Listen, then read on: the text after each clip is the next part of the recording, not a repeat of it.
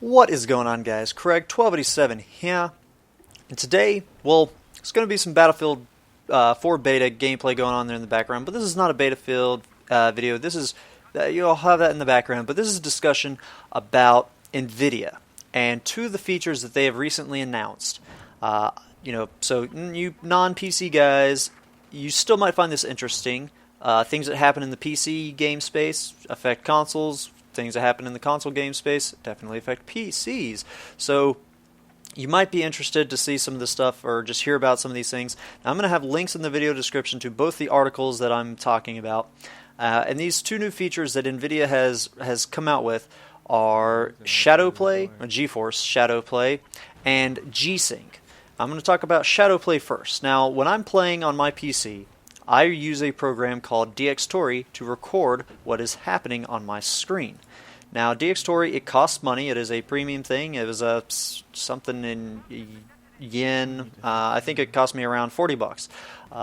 It's easily considered to be one of the best performing and just general features that you have available recording program for PC users. There's free things out there. There's other things like Bandicam. You've got MSI Afterburner is free, and it's actually amazing quality, but it just doesn't have as many features. It's not as customizable as Dxtory, so that's why I use Dxtory. Now, this thing that they have announced, this ShadowPlay, is a recording program that will be with appropriate GeForce GPUs, video cards, and just like I said, I'll have a link to the article, and they've got a screenshot in there showing, it's a beta. This is not what the final product would look like, but what the screen will look like. And right there, they've got in the settings 1080p at 30 frames per second using H.264, which that's the same codec that YouTube compresses to, so that's why most people record at H.264. And it's just got some really cool things. It's not just for recording. The way Dxtory works for me is I boot up my program with Dxtory running in the background. It'll show my frame rate and such, and then I hit F8 to start recording. And then it'll keep recording until I hit F8 again to stop it, or the game closes, or I run out of hard drive space. This program will do that. You can just straight up start recording when you want and end it, and it'll record however many gigs you have available for your hard drive. But it also has the shadow time. So let's say you're not recording, maybe because you don't want to, you're low on hard drive space, so you don't want to start recording stuff and take up more hard drive space, or maybe you just don't have the hardware. These recording programs take up CPU processing power, and maybe your just system isn't that capable. This, as it runs in the background, ShadowPlay, it doesn't record, but it'll keep track of what has happened on your screen. And then let's say something epic happens. Your helicopter gets blown up, you bail out of it, you're parachuting down, you've got the rocket launcher out, a helicopter tries to come kill you, you shoot it with the rocket launcher, another helicopter, transport one tries to get you, you shoot that one, and then a jet comes by, and you shoot that one, and then you land and take out 5 guys when you land on the ground with your primary gun. That is epic! And it all happens within about 5 minutes, probably less. But you weren't recording. Either you forgot to start it, or again, you don't record because of hardware. You hit the shadow time key, which you have programmed beforehand as to how much it goes back. 5 minutes, 10 minutes, 15 minutes. It'll go up to 20 minutes, and it'll record that chunk of time that you set forth in the program's settings. So if it's set to 10 minutes, it will have captured that moment and saved it on your hard drive, and you can go back and then edit that to just that segment, put it up on YouTube, and bingo, bango, bongo, you're good to go. I don't know what that means, but hey, that's an awesome thing to have set with this software. In terms of the quality, I'm sure it's going to look fantastic. It's from people that make video cards. I'm sure they're going to be able to get good quality footage out there. In terms of the features, being able to have different audio layers recorded, that it doesn't just lump everything into one audio track. That's some of the stuff that I'm going to be looking for. But in terms of just a casual, hey, I want to just be able to have my epic moments saved and not have daily YouTube videos released, this is a great service for you guys. It really is.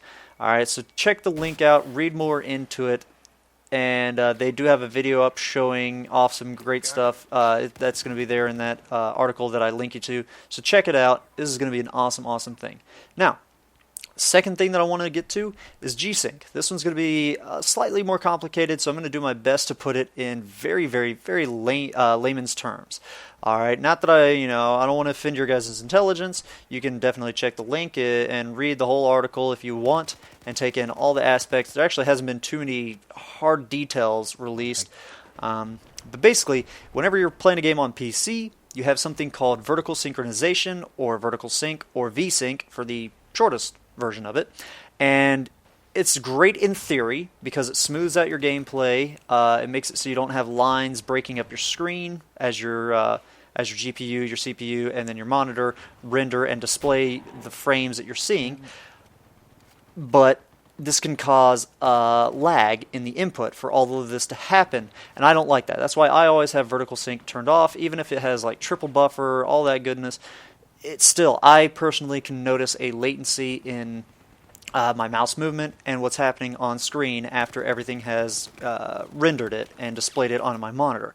And I don't like that. For single player, yeah, it's fine. For multiplayer, I want it off. So what this is actually a program, a chip built into monitors, the monitor that you're playing on, that allows it to communicate best with the video card. And it basically gives you VSync at no latency introduced. It's a direct communication between the monitor and the GPU. That's probably some of the simplest way you can put it. To get a little more in there, it also allows you to have this G-Sync, this vertical synchronization smoothness at any frame rate. What VSync normally does, if most monitors, 60 hertz monitor, which means you can show 60 frames per second. Let's say I'm playing a game that is giving me 75 frames per second. What it does is it caps off those additional 15, locks you at 60 frames per second, and displays that.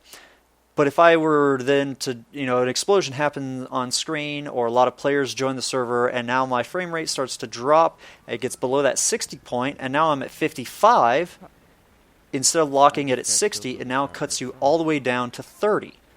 Alright, to get that vertical synchronization going, which lowers your frame rate, and that's a bummer. It also can be hectic looking when these frames are differing a whole lot. If your frame rate's going to be jumping around below 60, above 60, below 60, above 60, it's going to keep bouncing from what you're seeing as 60 to 30 to 60 to 30 to 60 to 30. And that can just look disorienting and throw you off. So this G-Sync, it's going to give you this smooth synchronization at 55, at 45, at 65, at 75. It's always going to have a smooth V-Sync look without the latency and without it capping you at a 30 to 60 to 90 to 120. It's not going to cap you at those intervals. So this is a fantastic program. It's not going to be a hindrance to your performance. It's just going to be solid. Hearing about this is fantastic. I'm so glad that nVidia has finally started to capitalize on this. We've actually had tech out there that can allow for this through DVI, but nobody ever really capitalized on it.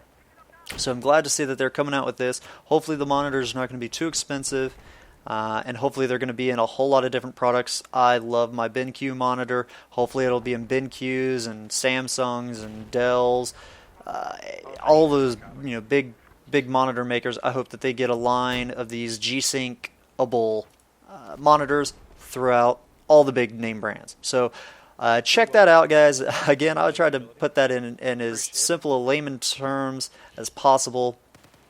And there's still some details in there for those of you that understand a lot of the stuff that I was talking about. Console guys, you guys don't need to worry about VSync and all that crap, so you probably have no clue what I was talking about. Again, I don't want to offend your intelligence. It's just something you haven't even had to hear about. You guys have progressive scan already built in. Granted, the frame rates can still stutter in a lot of the games nowadays because they're trying to push the graphics a little too much. But yeah, what do you guys think about this for you PC guys? If you're a ATI/AMD guy, is this going to get you into the nVidia group? I know our cards are a little more expensive, but we got these features out there like this and Physx and all these cool things. So is this enough to get you into the nVidia train? For you console guys, Did this make sense? But whatever. Hope you guys enjoyed the Battlefield Battlefield 4 beta gameplay going on there in the background. Hope you enjoyed my attempts at conveying these tech things into a 10-minute video. Have a good one. Ta-ta.